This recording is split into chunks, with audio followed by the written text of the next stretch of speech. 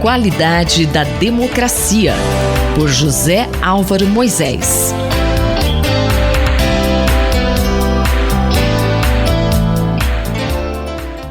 Gravada antes da definição do Supremo Tribunal Federal no domingo à noite, a coluna de hoje trata da reeleição dos presidentes da Câmara e do Senado. A coluna desta terça-feira vai tratar de uma questão que se refere à doutrina da separação de poderes republicanos e o modo como isso está funcionando no Brasil. A pedido da mesa diretora do Senado Federal, o Supremo Tribunal Federal começou a julgar na semana passada uma questão que pode dar permissão para que os presidentes da Câmara dos Deputados, deputado Rodrigo Maia, e o presidente do Senado Federal, senador Davi Alcolumbre, possam disputar a reeleição dos seus cargos no início de 2021. A questão está sendo considerada uma das mais importantes questões políticas a serem resolvidas logo de partida no próximo ano, por uma razão muito simples, porque, em primeiro lugar, cabe às mesas diretoras, tanto do Senado como da Câmara, decidir a agenda, por exemplo, de reformas que são submetidas ao Congresso Nacional. Além disso, os presidentes da Câmara e o presidente do Senado são os atores que definem a pauta das votações, ou seja, as votações que são levadas a plenário e, eventualmente, também a implementação do funcionamento das comissões. Além disso, no caso da Câmara dos Deputados, cabe ao presidente da Câmara autorizar ou não a implementação dos processos de impeachment que são apresentados contra o Executivo ou contra o governo. Essa é a razão pela qual o governo federal está considerando também esta uma questão muito importante e, na expectativa de que não haja mudança daquilo que está escrito na Constituição sobre a autorização de reeleição, permitir que o deputado Arthur Lira, que é o coordenador do Centrão, na sua relação com o governo federal, possa disputar a presidência da Câmara dos Deputados. Apesar de que o parágrafo 4º do artigo 57 da Constituição seja muito claro, proibindo, na verdade, a reeleição para os cargos de presidente, tanto do Senado como da Câmara dos Deputados, a questão é controversa e está, na verdade, provocando um debate sobre a natureza propriamente constitucional da decisão que foi submetida ao Supremo Tribunal Federal. A questão afeta em grande parte a relação entre os poderes e o equilíbrio de poder, mas de uma maneira particular afeta o fato de que, sendo um tema que diz respeito ao funcionamento do parlamento, quer dizer, das suas duas mesas de direção, caberia à Câmara dos Deputados, eventualmente ao Senado, em decisão conjunta, tomar uma decisão a respeito. Mas ela foi, de alguma maneira, encaminhada para o Supremo Tribunal Federal. E o curioso é que o Supremo, ao invés de considerar aquilo que está na Constituição, em realidade está examinando a possibilidade de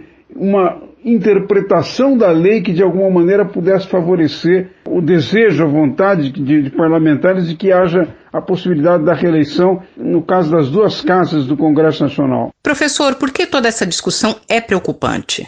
A questão está sendo considerada com grande preocupação por analistas que consideram que, ao transferir para o Supremo Tribunal Federal uma decisão que caberia ao Parlamento, o Congresso Nacional desequilibra a relação entre os poderes e atribui ao órgão central do Judiciário funções que, na verdade, seriam próprias daquelas que correspondem ao papel dos parlamentares, que é de votar leis, decidir normas e, num certo sentido, se for o caso, modificar a Constituição para que pudesse permitir a reeleição dos presidentes das duas casas do Parlamento. A questão desequilibra a relação dos poderes republicanos no Brasil e isso afeta a qualidade da democracia. Por isso é uma questão importante para o qual é preciso prestar muita atenção. Convido todos os ouvintes a voltarem a ouvir a coluna na próxima terça-feira. Muito obrigado. Eu, Simone Lemos, ouvi o professor José Álvaro Moisés. A qualidade da democracia, por José Álvaro Moisés.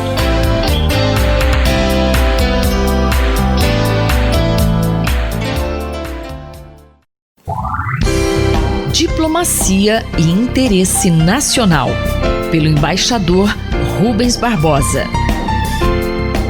Você é sempre bem-vindo ao nosso Diplomacia e Interesse Nacional. Tema de hoje, a geopolítica do meio ambiente. Embaixador, poderia detalhar alguns pontos das propostas de ação conjunta da União Europeia apresentadas ao governo de Biden? Teremos uma nova coalizão mundial?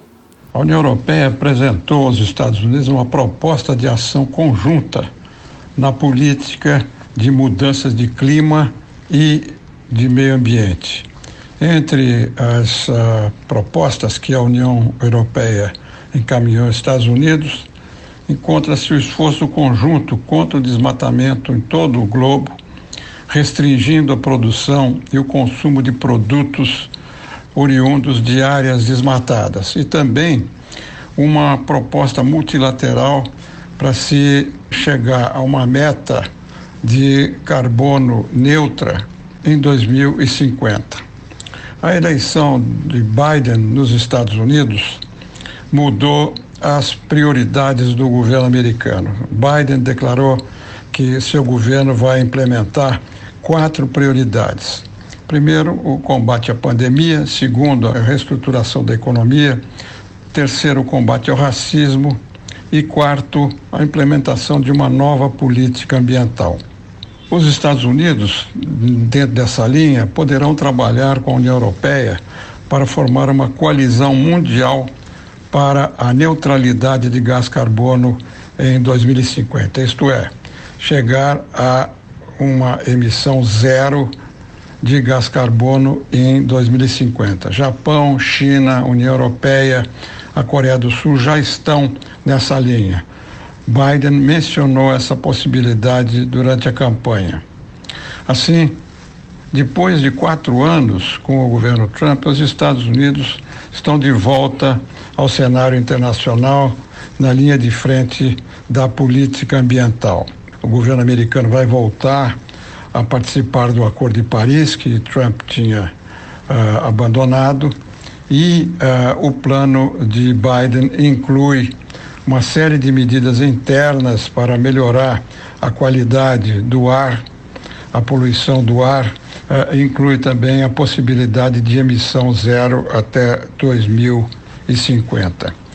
Uma das outras hipóteses que estão em discussão é a taxação de carbono nas fronteiras de bens importados e apoios a tecnologias de capturas de CO2, como energia renovável, hidrogênio verde, carros elétricos.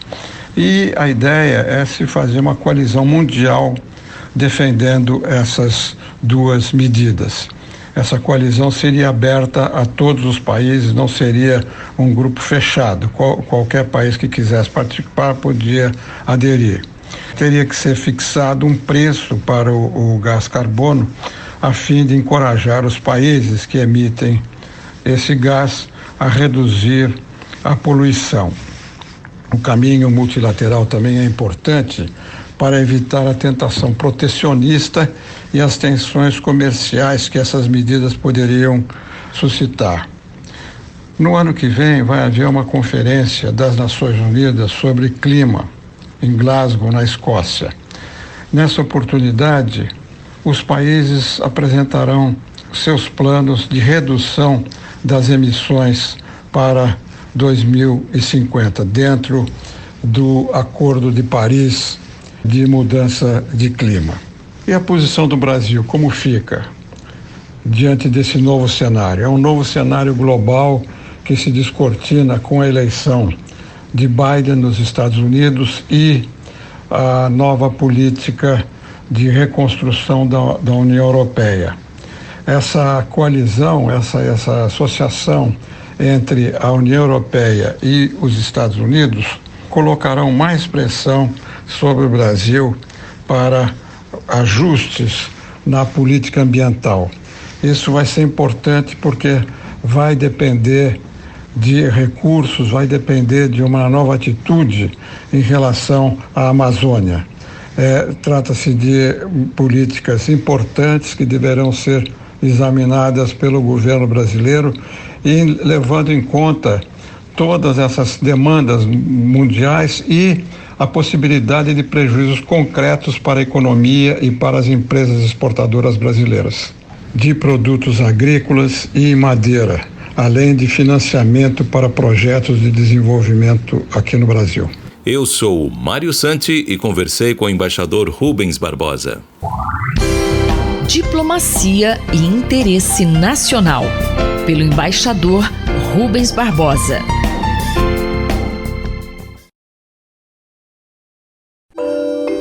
Minuto do Cérebro, por Otávio Pontes Neto. Professor Otávio, por que é importante que o SUS incorpore a trombectomia mecânica para tratar o acidente vascular isquêmico? Conforme temos comentado aqui na nossa coluna, a trombectomia mecânica é um novo tratamento para o acidente vascular cerebral isquêmico por oclusão de grandes artérias do cérebro, que surgiu nos últimos anos, e foi recentemente comprovado em termos de eficácia e segurança dentro do Sistema Único de Saúde com a publicação do estudo Resilient da Rede Nacional de Pesquisa em AVC. Esse tratamento pode ser aplicado na fase aguda, ou seja, nas primeiras horas após o início dos sintomas de um acidente vascular cerebral isquêmico, e tem o poder de reduzir significativamente as sequelas justamente dos pacientes que têm os AVCs mais graves, aqueles causados por oclusão de grandes artérias do cérebro. Bem, no último dia 4 de dezembro foi aberta no site da Conitec a consulta pública sobre a incorporação da trombectomia mecânica para o tratamento do acidente vascular cerebral isquêmico no Sistema Único de Saúde. A participação nessa consulta pública pode ser feita através de um parecer técnico científico ou simplesmente da manifestação de expressão ou opinião da pessoa física ou pessoa jurídica. E o que significa essa consulta pública? Como a população pode participar? Nós vamos colocar no site da Rádio USP, disponibilizar os links para acesso a essa consulta, mas é muito importante que a população se manifeste demonstrando apoio à incorporação desse tratamento que já foi recomendado com parecer favorável da Conitec no Sistema Único de Saúde. A incorporação desse tratamento no Sistema Único de Saúde vai permitir que a população em geral possa ter acesso a esse tratamento que até o momento é feito somente em hospitais privados e em poucos hospitais públicos do Brasil que têm a condição de bancar o tratamento com recursos próprios. E é importante salientar que a consulta vai ficar aberta somente por 20 dias, ou seja, até o dia 24 de dezembro. Ouvimos o professor Otávio Pontes Neto, da Faculdade de Medicina da USP, em Ribeirão Preto. Rita Estela para a Rádio USP. Minuto do Cérebro, por Otávio Pontes Neto.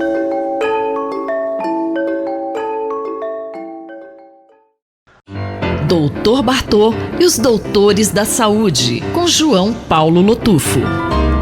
Dr. João Paulo Lotufo, como surgiu o projeto Dr. Bartô de transformar os livretos de prevenção às drogas para o Braille, permitindo assim o acesso de pessoas cegas? Vou contar para vocês como aconteceu esse projeto do Dr. Bartô de transformar os livretos de prevenção de drogas para o Braille.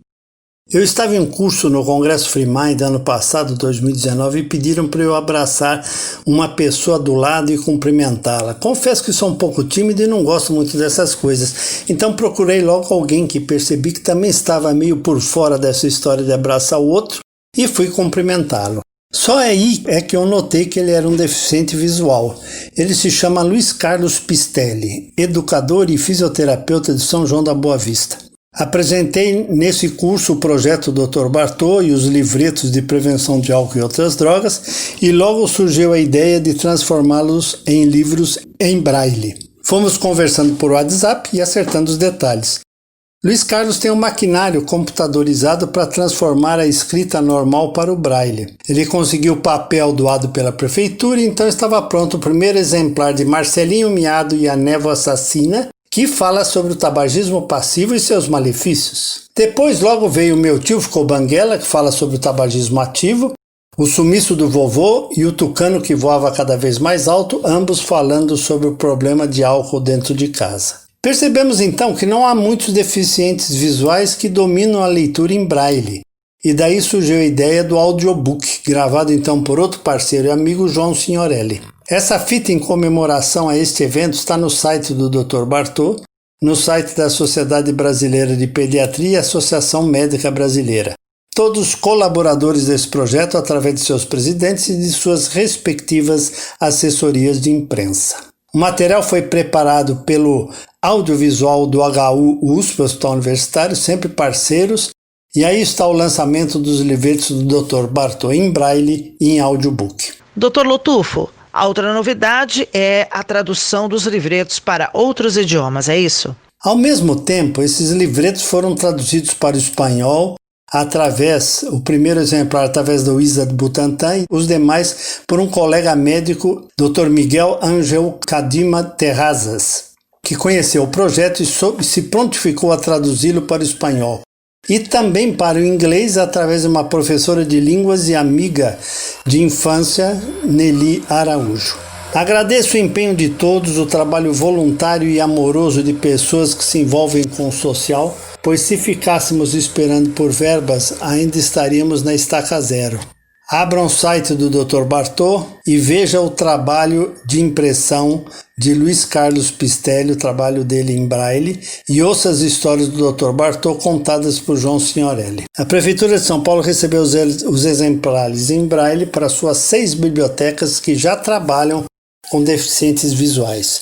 E a ONG Dorina No Will recebeu os audiobooks. Dorina No Will ensina o pessoal a ler braille. Mais uma etapa de prevenção vencida, vamos para a próxima. Se você conhece alguém que se beneficiaria desses livretos em braille ou os audiobooks, entre em contato conosco através do site www.drbartô.com.br, através do Fale Conosco. Abraço a todos. Eu sou Sandra Capomatti, você ouviu o Dr. João Paulo Lotufo, pediatra da Universidade de São Paulo, responsável pelo projeto Dr. Bartô. Dr. Bartô e os doutores da saúde, com João Paulo Lotufo. Um olhar sobre o mundo, com Alberto do Amaral Júnior. Dr. Alberto do Amaral Júnior, qual o papel da Organização das Nações Unidas, em especial do Conselho de Segurança, na resolução de diversos conflitos mundiais, entre eles na Ásia, África, América Latina e no Oriente Médio também? Essa pergunta tem uma razão de ser. A Organização das Nações Unidas foi criada em 1945, no final da Segunda Guerra Mundial, e uma das suas principais funções foi lidar com a paz e a segurança internacionais. Não foi a única função. A Organização das Nações Unidas exerceu e exerce inúmeras outras funções, mas coube e ainda cabe à Organização das Nações Unidas lidar com os grandes temas que envolvem a paz e a segurança no plano internacional. E o que nós podemos perceber é que, depois do término da Guerra Fria, o Conselho de Segurança teve uma atuação proeminente. E essa atuação proeminente ocorreu em virtude da concertação política, ou seja, do entendimento verificado entre as potências que detêm direito de veto e assento permanente no Conselho, são elas os Estados Unidos, o Reino Unido, a França, a Rússia e a China. Essas potências estiveram acordes em relação à necessidade de agir em certas áreas do mundo nas quais havia um sério risco à paz e à segurança internacionais. E o interessante nessas circunstâncias, no começo dos anos 90, é que havia nesses conflitos uma relação direta entre a violação dos direitos humanos e a ameaça à paz e à segurança no plano internacional.